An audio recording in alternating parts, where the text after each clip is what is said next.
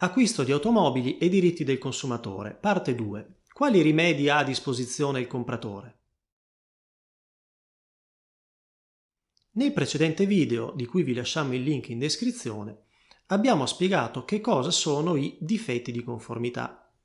In questo video trattiamo dei rimedi a disposizione del consumatore.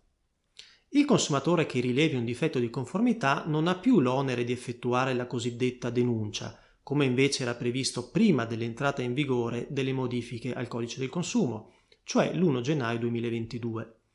Modifiche che si applicano a tutti i contratti conclusi successivamente a tale data. Il venditore è responsabile verso il consumatore per qualsiasi difetto di conformità, esistente al momento della consegna del bene e che si manifesti entro il termine di 2 anni dalla consegna del bene.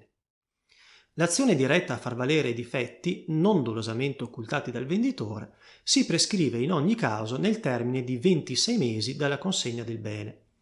Nel caso di beni usati, le parti possono limitare la durata della responsabilità del venditore e il termine di prescrizione a un periodo di tempo non inferiore a 1 anno. Se il difetto dell'auto si manifesta entro 1 anno dalla sua consegna, si presume che quel difetto esistesse già al momento dell'acquisto e il compratore deve solo allegarne la sussistenza, ovviamente provando che il difetto si sia manifestato entro 1 anno dalla consegna, così da poter invocare la presunzione in questione, che il venditore può vincere provando il contrario. Al contrario, sul venditore grava l'onere di provare la conformità del bene consegnato rispetto al contratto di vendita. Se il venditore offre la prova della conformità del bene, il consumatore deve dimostrare la sussistenza di un vizio intrinseco della cosa ascrivibile al venditore. Quali sono i rimedi a disposizione del consumatore una volta accertata l'esistenza del difetto? Il codice del consumo mette a disposizione del consumatore diversi rimedi con un preciso ordine gerarchico. 1. Rimedi primari, riparazione o sostituzione del mezzo, cosiddetto ripristino. E, qualora ciò non sia possibile o risulti eccessivamente oneroso, 2. Rimedi secondari, riduzione del prezzo o risoluzione del contratto. La scelta di un rimedio non esclude la possibilità, successivamente, di avvalersi di un altro.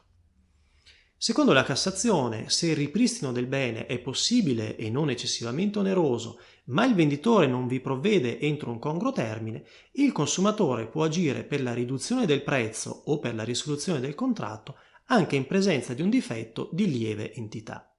La riparazione e la sostituzione di un bene non conforme devono essere effettuate senza spese a carico del consumatore, entro un lasso di tempo ragionevole e senza notevoli inconvenienti. Attenzione!